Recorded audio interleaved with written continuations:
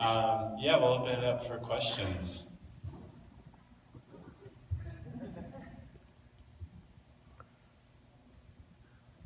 Just in the middle.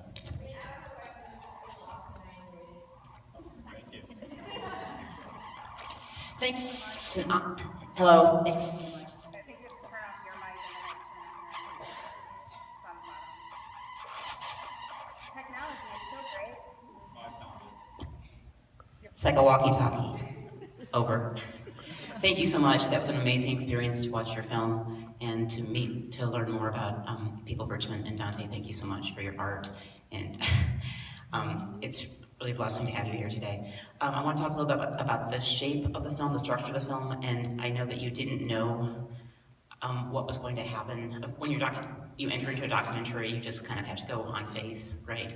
Can you talk a little bit about that and how the shape of the film occurred as real life unrolled? Thanks. Yes, so obviously when you embark on a journey like this, you leave a lot of space for real life to happen. The nice thing about the conception of this film was that we knew that we were going to be tracking a year in Dante and Molly's classroom as they were producing Romeo and Juliet. So once we moved there and we filmed for a year, and just trying to wrap our minds around it in real time. But once we got back to the comfy confines of the edit bay, we made a choice pretty early on that we were going to use Romeo and Juliet as the structure for the film. Because it's a really classic structure that everyone is familiar with and works. And so you as the audience member always know how close you are to the end of the film because you know where you are in Romeo and Juliet.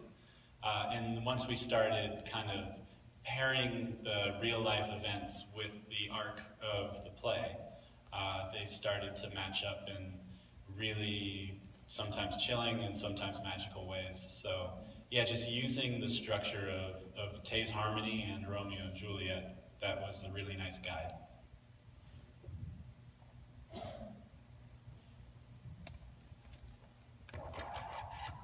Wore the wrong shoes today.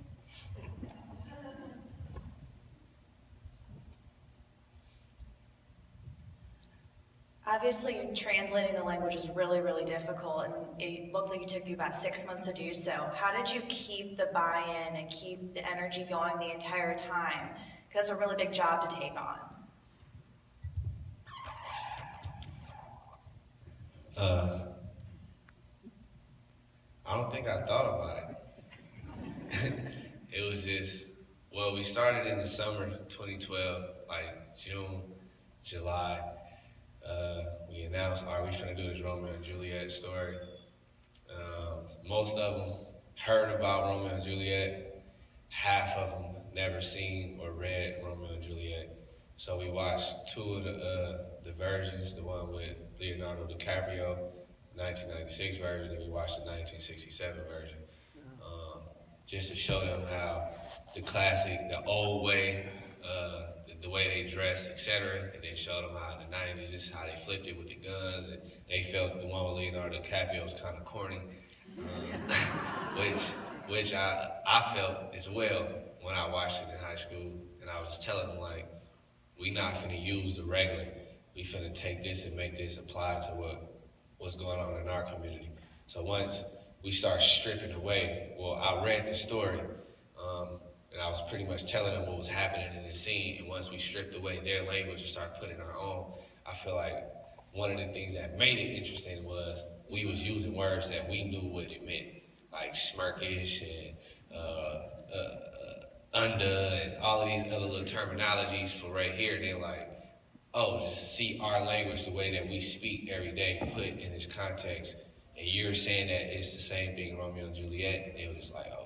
So that was cool, just being able to put words in city, neighborhoods, and stores, and putting people names who we grew up with in the text is what made it interesting. So I didn't really have to do much.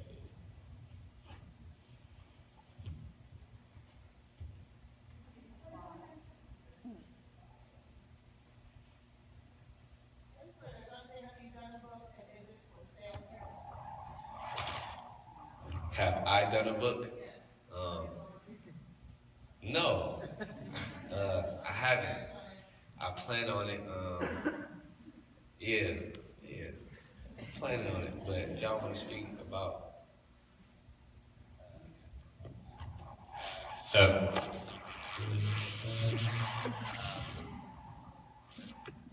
okay. So we're working to try and get some of Dante's work published and Taste Harmony specifically as a book, but we also designed a curriculum to go along with the film. One of our and later today we have a session where we'll be talking about that. And that curriculum, obviously, kind of the heart of it started when we realized, Shakespeare is taught in every school, and that's a good way to get a film like this in there and the stories in there. This being an English conference, you guys aren't probably as interested, but we also discovered that there's a social studies pathway, and we teach about Great Migration, so obviously there's a lot of history in the film, and as well as English lessons. But if you guys are around later, you should come to our panel on our curriculum. And that's at 2:45 in the Yeah. program.